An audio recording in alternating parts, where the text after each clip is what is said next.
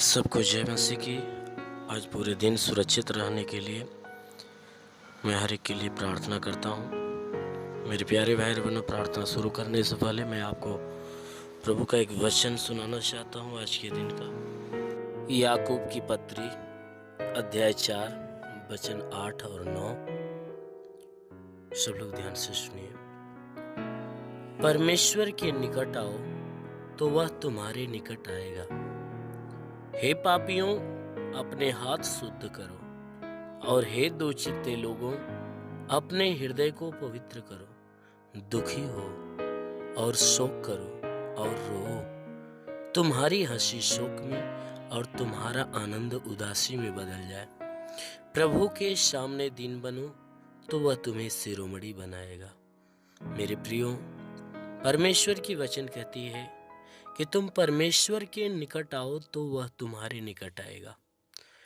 यहाँ वचन बता रही है कि यदि मनुष्य परमेश्वर के करीब आता है तो परमेश्वर उस मनुष्य के भी करीब आता है। इसलिए यह वचन कहती है, हे पापियों, मेरे प्यारे भाई बहनों, इस संसार के अंदर जितने भी मनुष्य हैं सब के सब पापी हैं, क्योंकि बाइबल बताती है कि सबने पाप किया, सब परमेश्वर की महिमा से रहित है, कोई परमेश्वर के लायक नहीं है। इसलिए यहाँ वचन कह रही है कि हे पापियों, हे संसार के पाप में डूबे हुए लोगों, तुम क्या करो, अपने हृदय को पवित्र कर लो। अपने हृदय को पवित्र करो। जो मन के अंदर कड़वी डाह, ईर्ष्या, बुरी बुरी भावनाएं, बुरी बुरी सोच, तुम्हारे काम बुरे बुरे हैं, कहता है कि जो भी तुम्हारे द्वारा बुरे काम होते हैं, जो बुरी भावनाएं होती है, उसके लिए वचन कहते हैं कि जो तुम अपने देह के द्वारा, अपने हाथों के द्वारा तुम जो बुरे बुरे काम करते हो, अपने हाथ को शुद्ध कर लो। यानी उन बुरे कामों से अपने हाथ को रोक लो, अपने आप को रोको कि दोबारा तुमसे वो बुरा काम न हो। और वचन आगे कह रही है कि हे दुचित्ते लोगों, अपने हृदय को पवित्र करो। जो अपने हृदय के अंदर अशुद्ध मन, अशुद्ध बातें, भली बुरी की बातें, गाली की बातें, किसी के प्रति डाह तो किसी के प्रति ईर्ष्या तो किसी के प्रति बुरी की भावनाएं जो अपने अंदर नित्य रखे रहते हो, उसके लिए वचन कह रही है कि अपने हृदय को पवित्र कर लो कि दोबारा वो भावनाएं तुम्हारे हृदय के अंदर ना आने पाए। कहता है कि तुम दुखी हो, शोक करो और रो।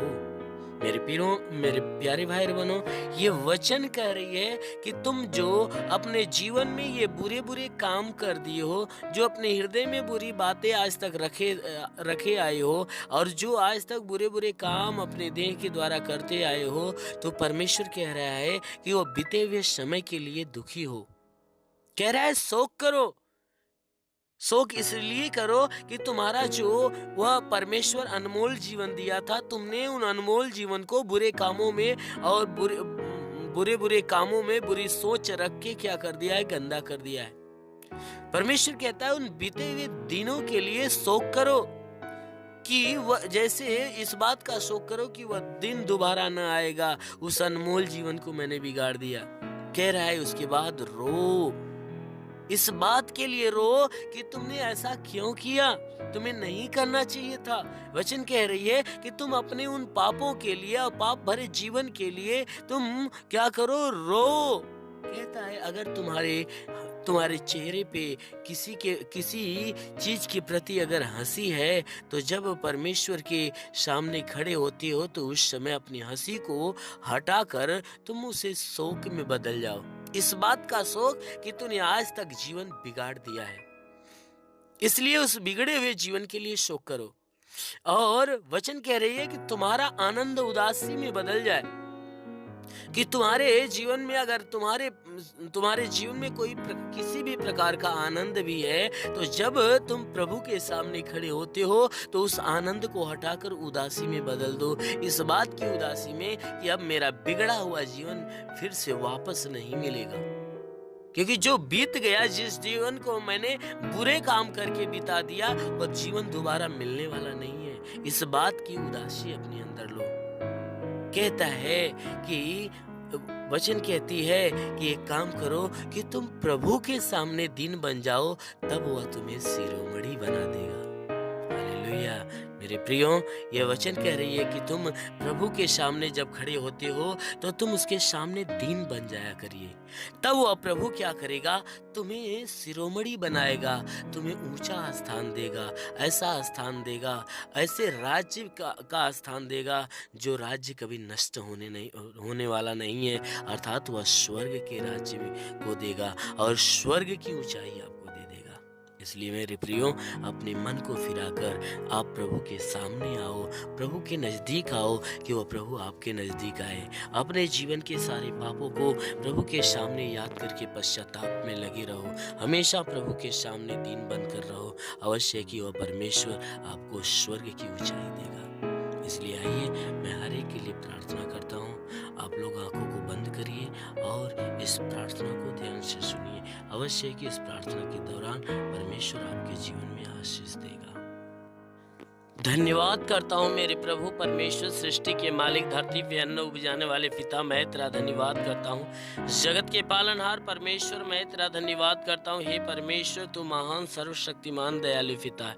हम प्रार्थना करते कि परमेश्वर, जितने भी लोग तेरी इस प्रार्थनाओं को सुन रहे हैं परमेश्वर, इनके जीवन के लिए मैं प्रार्थना करता हूँ कि हे परमेश्वर, पूरी रात जो हर एक को तू संभाल कर रखा, अच्छी नींद दिया।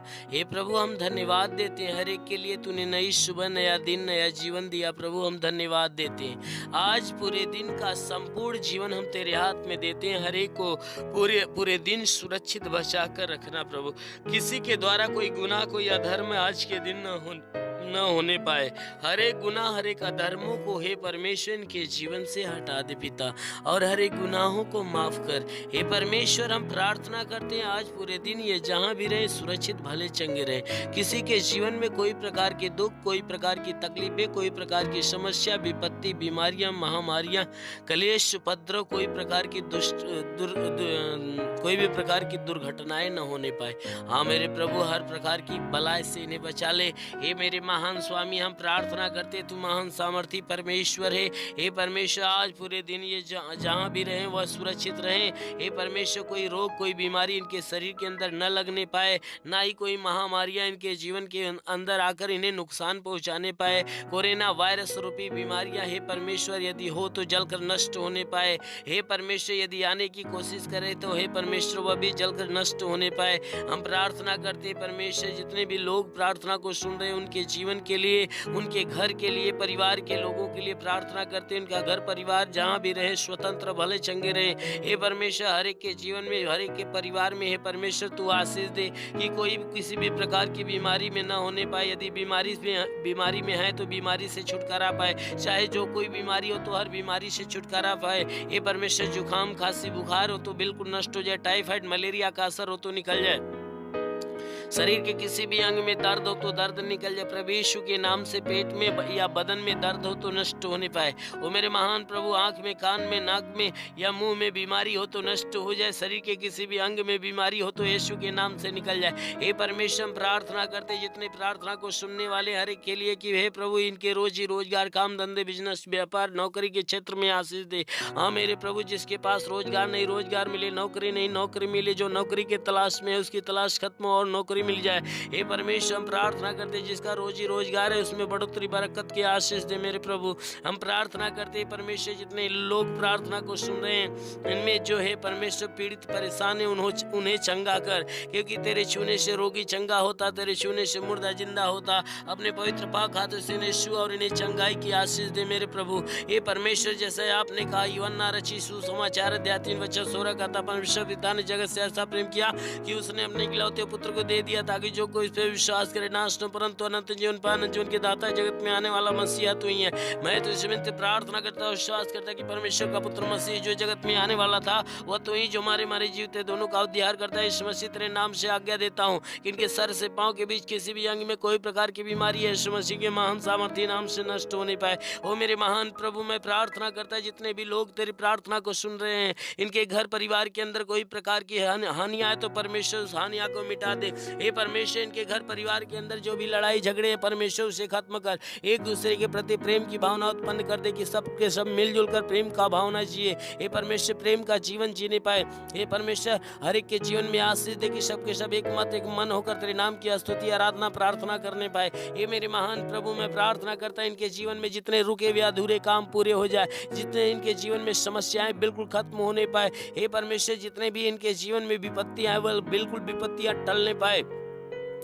हम प्रार्थना करते हैं परमेश्वर, हे परमेश्वर हर एक के लिए प्रार्थना करते हैं कि हर एक के जीवन में कोई प्रकार की बीमारियां हो तो दूर होने पाए। इस भारत देश के लिए प्रार्थना करते हैं, भारत देश हे परमेश्वर तेरा मनोहर देश बने। हाँ मेरे प्रभु इस भारत देश के अंदर जितनी महामारी है यीशु मसीह तेरे नाम से वो सारी महामारियां नष्ट होने पाए। हर कोरोना वायरस को मैं यीशु के नाम से उसके अग्नि के द्वारा जलाकर नष्ट करते हैं। हे परमेश्वर हर पूरे देश के अंदर जितने कोरोना वायरस है परमेश्वर उन वायरसों को जलाकर नष्ट कर, जितने भी उस वायरस से पीड़ित है परमेश्वर वह सबके सब चंगे होने पाए। हे परमेश्वर जिनके अंदर लक्षण हो तो उसका लक्षण नष्ट होने पाए। हे परमेश्वर हर कोई जो बचा हुआ है परमेश्वर उनके शरीर के अंदर अपनी अग्नि भर दे, ताकि हे परमेश्वर वह वायरस किसी के शरीर के करीब आने की कोशिश करे तो जलकर नष्ट होने पाए। हर कोई हे परमेश्वर तेरे लहू के सामर्थ्य से भर जाए। 2000 वर्ष पहले कलवरी के क्रूस पे तूने लहू आया था, उस सामर्थ्य लहू के द्वारा हर एक को भरपूर कर दे हे परमेश्वर, ताकि उस लहू की सामर्थ्य हर एक के शरीर में समाये। जो कि है परमेश्वर किसी के शरीर के अंदर यदि है परमेश्वर किसी के शरीर के अंदर वह वायरस घुसने की कोशिश करे तो जलकर नष्ट होने पाए,